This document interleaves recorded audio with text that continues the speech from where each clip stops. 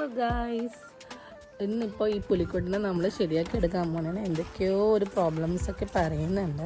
So നമ്മൾ അതിന് വേണ്ടിയുള്ള തയ്യാറെടുപ്പാണ്. എന്താ മമ്മീൻ്റെ പ്രോബ്ലം? മമ്മി പറ, എനിക്കറിയാൻ പാടില്ല. അത്രേ ഉള്ളൂ കേട്ടോ. ഞാൻ കരുതി എന്തോ വലിയ പ്രോബ്ലമാണെന്ന്. നമുക്കിതിനെപ്പറ്റി A to Z അറിയാത്തതുകൊണ്ട് നമ്മൾ അതിലേക്ക് തല ഇടുന്നില്ല. ചാർജ് പോയത് അതെ, അതാണ് ഞാൻ. അപ്പോൾ ഫിറ്ററല്ല, നമ്മുടെ ഹസ്ബൻഡാണ് കേട്ടോ.